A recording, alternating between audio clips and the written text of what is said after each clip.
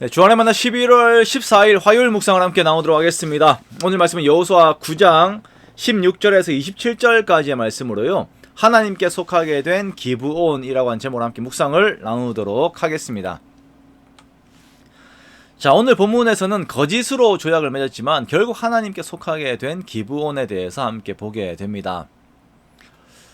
우리가 이제 가치를 생각을 했을 때에 세상의 부귀 영화를 누리는 것보다 하나님의 나라에서 종의 위치에 있는 것을 택하라고 한다면 우리가 기꺼이 그렇게 할까요? 우리가 스스로 생각을 해보는 것입니다. 그죠? 다윗은 악인의 장막에 사는 것보다 내 하나님의 문지기로 있는 것이 좋사오니 라고 이 시편에 고백을 하면서 그는 세상의 어떤 것보다 하나님께 있는 것이 좋다라고 고백을 하였습니다. 우리가 기브온 족속이라고 한다면 우리가 어제도 보았듯이 거짓으로 속인 족속이라는 것을 먼저 생각을 하게 되고, 또한 여호수아가 하나님께 묻지 않고 경솔하게 결론을 내었다라고 하는 것을 먼저 생각을 하게 됩니다. 그러나 하나님께서는 이렇게 해서라도 하나님께 나오는 자에게 은혜를 주십니다. 자, 이스라엘 백성들이 기브온 족속들과 조약을 맺은 후 3일이 지났을 때에 이스라엘은 기브온 족속들의 실체를 알게 됩니다. 자, 이들이 가나안에서 먼 곳에 떨어져서 사는 족속이 아니라 가나안 안에 속하는 족속이었다라는 것을 알게 되어요. 자, 이들이 3일을 행군하여 기브온 성읍을 비롯한 다른 성읍들에 이르게 되는데요.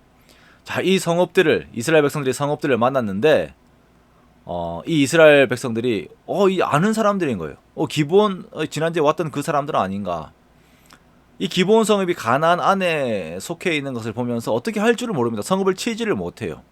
이미 조약을 맺었기 때문이고, 그 조약이 하나님 앞에서 맺은 것이기 때문에 더더욱 파기를 못하는 것입니다.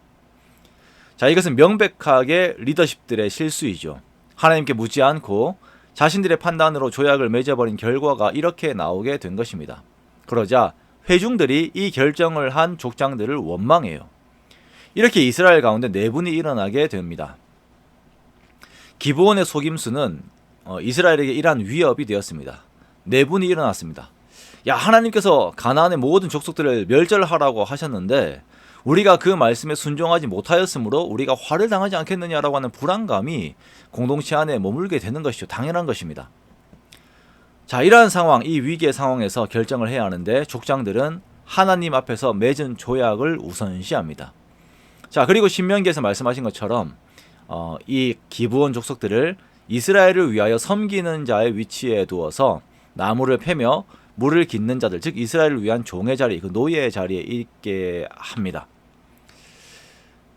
자, 여호수아가 기브온 족속들을 불러서 물어요. 왜 이렇게 속였는지를 물어봅니다. 그러자 이 기브온 족속들은 자신들이 그렇게 한 이유에 대해서 말을 하는데요. 자, 그것은 놀랍게도 하나님께서 모세에게 하신 말씀 때문이었습니다. 24절에 보면 이렇게 말합니다. 당신의 하나님 여호와께서 그의 종 모세에게 명령하사 이 땅을 다 당신들에게 주고 이 땅의 모든 주민을 당신들 앞에서 멸하라 하신 것이 자신들에게 들렸기 때문에 그것이 두려워서 이렇게 행하였다라고 고백을 합니다. 자, 이러한 기브온의 결정이 이스라엘 백 가운데는 어떤 위험의 요소가 되기도 합니다만, 기브온은 하나님의 말씀을 그대로 믿고 존중을 하였습니다. 그러므로 인해서 구원을 얻은 것이죠. 자, 볼게요. 우리가 어제 보았죠. 어제도 본 것처럼, 자, 가나안 다른 족속들은 하나님의 이러한 말씀이 있음에도 불구하고 연합을 하여서 이 이스라엘을 대적하고 하나님을 대적하기로 결정을 했습니다. 그런데 이 기브온은 이 하나님의 말씀을 그대로 믿고 내가 이 상황에서 오히려 하나님 아래로 들어가겠다라고 결정을 하면서 구원을 얻은 것이에요. 마치 수로보닉의 여인이 예수님에게 개와 같은 이방인의 그 취급을 받았어도 주님의 말씀을 존중하면서 구원을 얻은 것과 동일한 성격을 가지고 있는 것입니다. 그렇게 기브온 족속들은 하나님의 제단을 위하여 나무를 패며 물을 깃는 일을 하게 됩니다. 자, 하나님께서는요, 기브온이 이렇게 얻어서 조약을 맺은 것을 귀하게 여기세요. 내일 본문에도 나오겠지만 이렇게 이스라엘 편에 서게 된 기브온을 가나안 연합군이 좋아할 리가 없지요. 그래서 연합군이 기브온을 공격할 때에 하나님께서는 여기에서도 이스라엘을 사용하셔서 기브온을 구하십니다. 또한 이후에 사울의 시대에 사울이 기브온 사람들을 죽이는 일들이 있어요. 자, 그러면서 이 계약이 파기가 되었다라고 하니까 그 계약 파기가 된 것 때문에 다윗의 시대에 3년 동안 기근이 이스라엘 가운데 머무릅니다.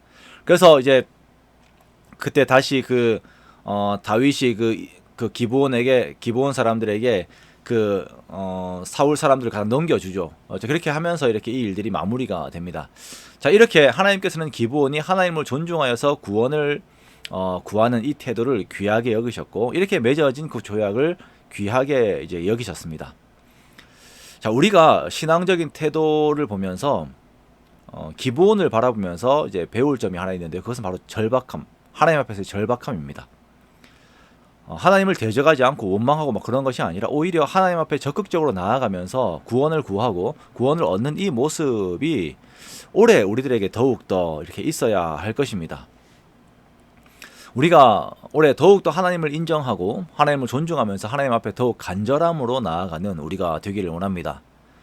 기브온이 자신들의 모든 것들을 내려놓고 하나님만을 찾은 것처럼 우리도 하나님을 더욱 의지함으로 하나님의 은혜를 구하는 그런 낮은 자의 모습으로 하나님 앞에 나아가는 우리가 되기를 원합니다.